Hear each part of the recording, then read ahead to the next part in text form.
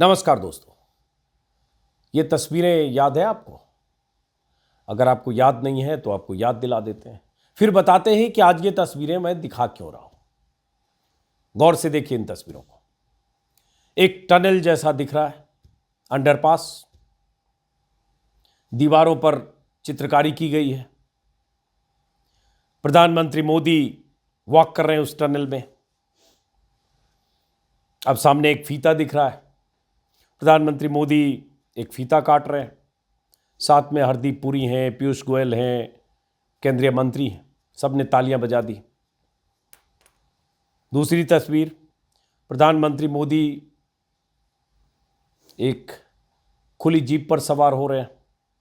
अब खुली जीप चल पड़ी है, चारों तरफ दृश्य प्रधानमंत्री मोदी देख रहे हैं। फूलों से सजी हुई गाड़ी है। और अब इसके बाद फिर एक तस्वीर का इसी का पहलू देखिए आगे। बहुत अच्छी सी सड़क कहें, टनल कहें, सुरंग कहें, उसमें प्रधानमंत्री मोदी जाते हुए दिख रहे हैं। निहार रहे हैं दीवारों को, चित्रकारी को, कलाकृतियों को, रंगीन रोशनियों को, और एकदम निहार रहे हैं। बहुत गदगद भाव से प्रधानमंत्री मोदी चल रहे हैं। और जब प्रधानमंत्री मोदी ऐसे निहारते हुए गाड़ी से एक टनल में चल रहे हैं तो जाहिर है कई कैमरे हैं और उन कैमरों के जरिए लाइव तस्वीरें देश भर के सामने जा रही हैं। वही तस्वीर, और उसके बाद बताता हूं कि तस्वीर आज देखना और दिखाना जरूरी क्यों है, इसका मतलब क्या है। फिर एक तस्वीर। अब इस तस्वीर में आपको दिख रहा होगा कि प्रधानमंत्री मोदी उसी टनल में ऐसे झुककर कुछ उठा रहे हैं। कुछ कचरा है सड़क पर, ऐसे उन्होंने कचरा जैसा कुछ उठाया, प्लास्टिक या कुछ, और उसके बाद फिर प्रधानमंत्री मोदी ऐसे पैदल चल रहे हैं। और जो दीवार पर कलाकृतियां हैं, पेंटिंग है, उसको देखते हुए फिर नीचे आए। और फिर एक प्लास्टिक की बोतल है जो वहाँ किसी ने फेंक दी होगी, और वो प्लास्टिक की बोतल प्रधानमंत्री ने उठाया, क्योंकि उन्हें स्वच्छता अभियान के एम्बेसडर हैं। उन्हें इस तरह से कचरा फेंका हुआ दिखा तो पसंद नहीं आया। तो ये तीन तस्वीरें, और ये तस्वीरें तब की है 19 जून 2022 की, जब दिल्ली में प्रगति मैदान अंडरपास का उद्घाटन देश के प्रधानमंत्री ने किया था, जो करीब करीब 1.25 किलोमीटर का अंडरपास है। और जब प्रधानमंत्री ने उद्घाटन किया था तब भी हम लोगों को लगा कि देश में मंत्री हैं, उस महकमे के मंत्री हैं जिस महकमे ने यह अंडरपास तैयार किया है। केंद्रीय मंत्री हरदीप पुरी साथ में दिख रहे हैं। उस अंडरपास का उद्घाटन मंत्री कर सकते थे, लेकिन एक अंडरपास का उद्घाटन भी लगा कि प्रधानमंत्री खुद करें, क्योंकि सारा श्रेय तो खुद लेना है, भाषण खुद देना है, लफाजी खुद करनी है, बड़ी बड़ी बातें खुद करनी है, और बताना यह है कि जो भी हो रहा है वो मैं कर रहा हूं, मैं हूं और कोई नहीं, एको हम द्वितीयो नास्ति। इसलिए प्रगति मैदान के इस अंडरपास का प्रधानमंत्री ने उद्घाटन किया। और दिलचस्प तस्वीर वो थी जब लगा कि प्रधानमंत्री जिस अंडरपास का उद्घाटन कर रहे हो, पूरी साफ सफाई उसके पहले हो जाती है, एसपीजी, सिक्योरिटी सब तामझाम, वहां पता नहीं किसने वो कचरा और प्लास्टिक का डब्बा फेंक दिया था, ताकि प्रधानमंत्री जी जब आए, कैमरे सामने हो, तो डब्बा उठाएं, देश देखे कि प्रधानमंत्री कितने सहज आदमी हैं, कितने आम आदमी की तरह कैसे हैं कि सड़क के किनारे से उन्होंने प्लास्टिक और बोतल और कचरा भी उठाया। तो किसने फेंका होगा पता नहीं, या कैमरे के लिए फेंका गया होगा पता नहीं। बहरहाल आज ये तस्वीर मौजूद क्यों है? क्योंकि एक दूसरी तस्वीर अब है। अब ये दूसरी तस्वीर जो देख रहे हैं आप, ये दूसरी तस्वीर प्रधानमंत्री मोदी ने जो प्रगति मैदान के अंडरपास टनल का उद्घाटन किया था, प्रगति मैदान अंडरपास और भैरव मार्ग अंडरपास बोलते हैं, उसके ठीक 13 दिन बाद का है।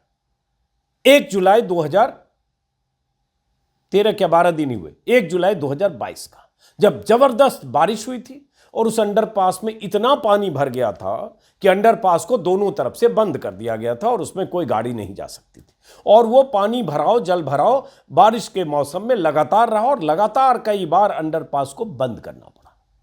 और उसके बाद बारिश में यही हाल उस अंडरपास का रहा। छिटपुट खबरें अखबारों में छपती रही, लेकिन यह सवाल किसी चैनल ने पूछा नहीं कि जिस अंडरपास का उद्घाटन खुद देश के प्रधानमंत्री ने किया, बड़ी बड़ी बातें की उस अंडरपास के उद्घाटन के वक्त, क्या की वो भी बताऊंगा। वो अंडरपास 10 दिन के बाद बारिश में उस अंडरपास का यह हाल क्यों हो गया। लेकिन अब पता चला, एक बड़ी खबर आई है, बड़ी खबर यह आई है कि प्रगति मैदान के इस अंडरपास को बनाने वाली जो कंपनी है लार्सन एंड टुब्रो LNT, उसको दिल्ली सरकार के PWD विभाग ने नोटिस जारी किया है और उसके बाद उस नोटिस में कहा है कि आपने खराब कंस्ट्रक्शन किया, जल भराव जिसकी वजह से हो रहा है और इसमें डिफेक्ट है और इस वजह से LNT को खराब निर्माण और काम में देरी होने की वजह से नोटिस जारी किया गया है और उसके बाद जवाब तलब किया गया LNT से और कहा यह भी गया है कि PWD विभाग ने इस फ्लाईओवर डिवीजन के मुख्य अभियंता रहे प्रदीप कुमार परमार, जो अब CPWD के मुख्य अभियंता हैं, गुवाहाटी में पोस्टेड हैं, उनको और कार्यकारी अभियंता मतलब एग्जीक्यूटिव इंजीनियर इकबाल सिंह को भी नोटिस भेजा है और कहा है इन नोटिसों में कि उनके खिलाफ अनुशासनात्मक कार्रवाई क्यों न की जाए। मतलब जून 2022 में बना, 1.5 साल मान लीजिए, और उस 1.5 साल में बारिश के मौसम में हर समय उसका अंडरपास का यही हाल रहा। अब सोचिए कि जो अंडरपास 1 महीने बाद भी चलने लायक नहीं था, जिस अंडरपास को अभी तक पूरा नहीं किया गया, जो खबरें देख रहा हूं उसके मुताबिक उस अंडरपास को जो पूरा होने की जो उसकी मियाद थी उससे काफ़ी देर उसमें विलंब हो चुका है। 2017 में टेंडर जारी किया गया, PWD ने जो नोटिस जारी किया उसके मुताबिक, और उसके बाद 2019 में इसका निर्माण पूरा होना था, लेकिन प्रोजेक्ट पूरा हुआ देर से। अभी भी वैसे बहुत हिस्से उसके कुछ जो डिफेक्टिव हैं वो बनने हैं, रिपेयर होने। 2022 में इसका उद्घाटन हुआ और उसके बाद पता चला उसमें खामियां ही खामियां हैं। और खर्च कितना हुआ? 777 करोड़ रुपए, मतलब लगभग 725 करोड़। 725 करोड़ से अंडरपास दिल्ली में बना, सरकार के खजाने से, सरकारी पैसे से। प्रधानमंत्री मोदी ने खुद उद्घाटन किया गाजे बाजे के साथ, बड़े बड़े दावे के साथ, और उसके बाद उस अंडरपास में डिफेक्टिव, खामियां, कमियां, और कमियों की एक लंबी लिस्ट है, वो बताऊं, आज टाइम्स ऑफ इंडिया में बहुत बड़ी खबर छपी है। लेकिन उसके बाद नोटिस LNT को और उन इंजीनियरों को, जिन इंजीनियरों की देखभाल में जिनकी जिम्मेदारी थी सुपरविजन की, उन इंजीनियर्स को नोटिस भेजा है। तो सोचिए कि इसमें कितना घपला घोटाला हुआ 725 करोड़ के इस प्रोजेक्ट पे। और यह हुआ केंद्र सरकार की नाक के नीचे, और हुआ उस प्रोजेक्ट में जिस प्रोजेक्ट का उद्घाटन खुद प्रधानमंत्री मोदी करने गए थे। प्रधानमंत्री मोदी तो कहते हैं ना कि वो तो ड्रोन से देख लेते हैं विकास कार्यों को, कहां देश में क्या काम हो रहा है, बड़ी नजर रहती है ड्रोन से। और जहां ये अंडरपास है प्रगति मैदान, वहां से जो प्रधानमंत्री निवास है बमुश्किल 3 या 4 किलोमीटर है, 3-4 किलोमीटर दूर है, और 2-2.5 किलोमीटर दूर वहां से केंद्र सरकार के सारे मंत्रालय हैं, हरदीप पुरी का ऑफिस है। और उसके बाद वहां घपला घोटाला इस तरह से हुआ कि जो बना वो सामने है, और घपला घोटाले की कोई रिपोर्ट नहीं है, लेकिन वो डिफेक्टिव है, जैसे बनना चाहिए था नहीं बना, जल भरा हुआ, उसमें और भी कमियां हैं। एक लंबी लिस्ट टाइम्स ऑफ इंडिया ने छापी है कि इसमें जल भराव, जल निकासी की व्यवस्था नहीं है, जगह जगह कंक्रीट की दीवारों में दरारें हैं, पानी रिसाव की दिक्कत है, उसके बाद पानी निकालने के लिए गड्ढे जो बनने चाहिए वो गायब हैं, ब्रांच टनल के जंक्शन पर जल निकासी की दिक्कत है, छत से पानी टपकता है, अनुचित दैनिक रख रखाव है, और भी बहुत सारी चीज़ें, लंबी चौड़ी लिस्ट है जो टाइम्स ऑफ इंडिया में आज छपी है, नवभारत टाइम्स और बाकी अखबारों में, जो नोटिस जारी किया गया PWD की तरफ से LNT को। हालांकि LNT ने उसमें अपनी कुछ सफाई भी दी है, कुछ जगह देख रहा हूं उसमें यह भी है कि उन खामियों का जिक्र बीच बीच में कुछ अखबार की तरफ से, मीडिया संस्थानों की तरफ से रिपोर्ट में होती रही, लेकिन उससे कोई फर्क नहीं पड़ा। LNT ने कहा है कि PWD के खिलाफ उसने 500 करोड़ का काउंटर क्लेम किया है। LNT कुछ और कह रही है, कंपनी कुछ और कह रही है, लेकिन PWD के हवाले से अब बात आती है जो मैं कह रहा हूं कि अगर दिल्ली में ये इस तरह की योजना में ऐसी लापरवाही बरती गई, जो खुद जिसका उद्घाटन प्रधानमंत्री मोदी ने किया, और इस सरकार पर करप्शन के सीधे चार्ज या करप्शन के पर कोई लगा दे कि सरकार की योजनाओं में करप्शन होता है, बीजेपी के नेता बिलबिला उठते हैं।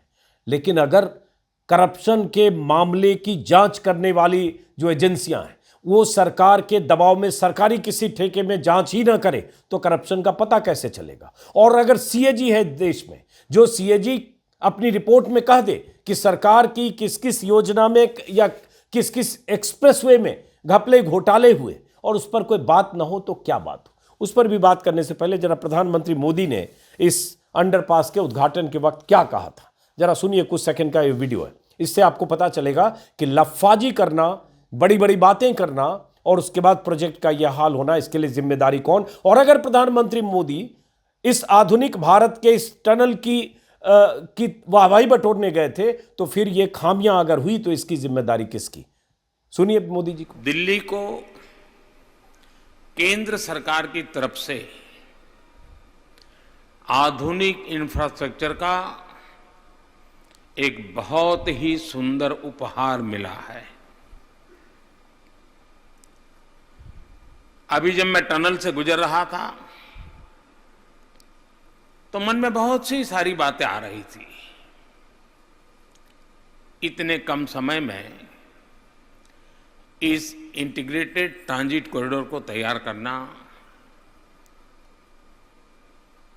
जरा भी आसान नहीं था।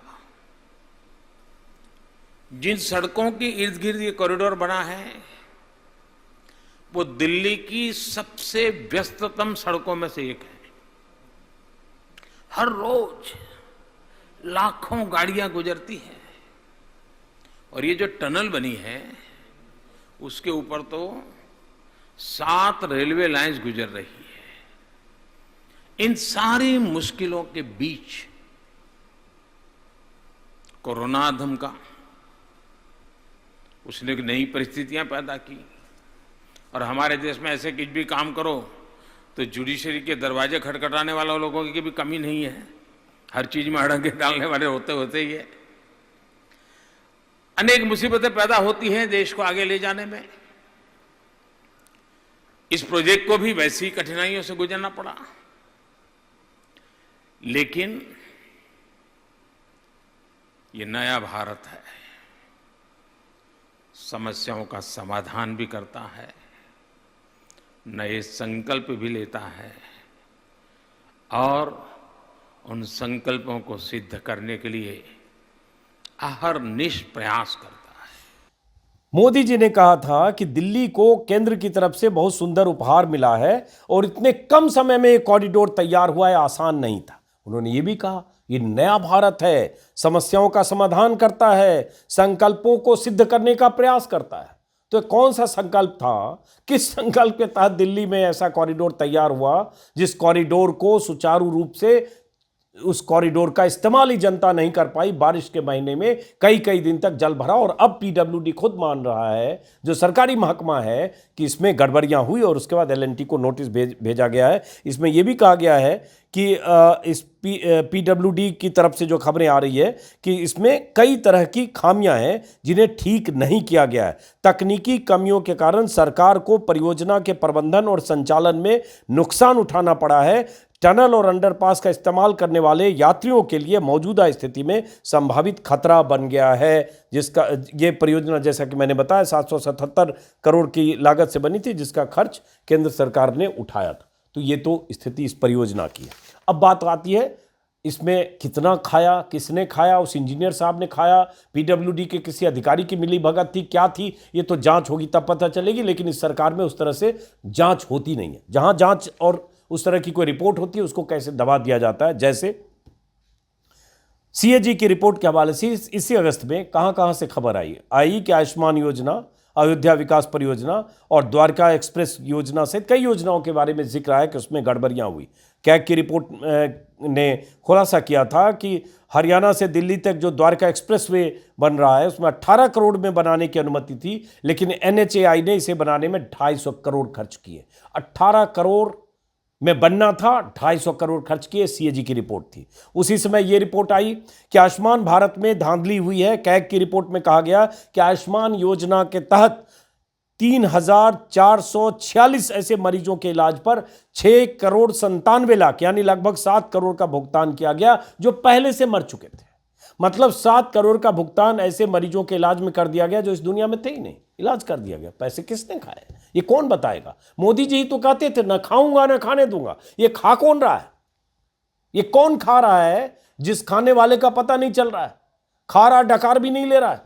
एजेंसियां सारी विपक्षी राज्यों में, चाहे झारखंड हो चाहे बिहार हो, जहां जहां विपक्ष की सरकारें हैं वहां सारी एजेंसियां सक्रिय हैं, चाहे बंगाल हो। लेकिन यहां जो खा रहे हैं लोग और खाकर डकार भी नहीं ले रहे हैं, उनकी गिरफ्तारी या उन पर शिकंजा कसने की कितनी जानकारी, कितनी खबरें आप तक आती है। उसी सीएजी में यह भी कहा, अयोध्या विकास को लेकर बनाए जा रहे स्वदेश दर्शन योजना पर भी कैग ने कहा कि इस परियोजना में ठेकेदारों को 19 करोड़ 73 लाख रुपए का अनुचित लाभ दिया गया, यानी लगभग 20 करोड़। उसी में यह भी कहा गया कि आयुष्मान योजना के तहत 7.5 लाख लाभार्थी एक ही संख्या के मोबाइल नंबर से जुड़े हुए हैं। 7.5 लाख लाभार्थी आयुष्मान योजना में एक ही नंबर से जुड़े हुए थे। अब समझिए ये घपले घोटाले कहां हो रहे हैं, और हुए तो पकड़े कितने गए। कहते तो अच्छा लगता है, न खाऊंगा न खाने दूंगा, वो नारा हमें भी याद है। तो आप लोगों ने यकीन भी किया, कोई खा भी नहीं रहा, कोई खाने भी नहीं दे रहा। लेकिन ये कौन खा रहा? कल ही मोदी जी का भाषण था लोकसभा में, संसद में, जब राष्ट्रपति के अभिभाषण पर चर्चा का जवाब दे रहे थे पीएम मोदी, तो उन्होंने बहुत कुछ कहा कि हमने सरकारी रिकॉर्ड से 10 करोड़ फर्जी नाम हटाए हैं, 3 लाख करोड़ गलत हाथों से जाने से रोका, 3 लाख करोड़ रुपए कांग्रेस के कार्यकाल में ये हुआ वो हुआ, हमने ये किया वो किया। सीएजी रिपोर्ट जो कहता है सो, और जो इतनी खबरें जानकारियां इस बीच इतने सालों में आई वो, पूर्वांचल एक्सप्रेस में टूट फूट की खबरें आती है वो, और जो ये अंडरपास दिल्ली में हुआ, यह ऐसा तो है नहीं कि इसमें एकदम जीरो करप्शन होगा, कहीं कोई बेईमानी नहीं होगी, कहीं कोई गड़बड़ी नहीं हुई होगी, और तब 850 करोड़ की लागत से केंद्र सरकार के खर्चे से ऐसा अंडरपास बन गया जो 10 दिन बाद इस्तेमाल करने लायक नहीं रह गया। बहरहाल कहा जा रहा है कि अब फाइलें मंगवाई जा रही है, शायद जांच होगी। तो फिलहाल सिर्फ इतनी सी बात कि चूंकि एजेंसी अपनी है, जांच करने की जिम्मेदारी, आदेश देने की जिम्मेदारी सरकार की है, सब कुछ अपना है, तंत्र अपना है, तोता अपना है, इसलिए कहीं ऐसे घपले घोटालों की खबर नहीं आती। और अब लगभग 10 साल हो गए, तो इसलिए ये मत मानिए कि सब कुछ बहुत चंगा है और राजा हरिश्चंद्र का राम राज्य चल रहा है। तय आपको करना है। फिलहाल इस वीडियो को यहीं खत्म करते हैं, फिर मुलाकात होगी किसी और वीडियो में। नमस्कार।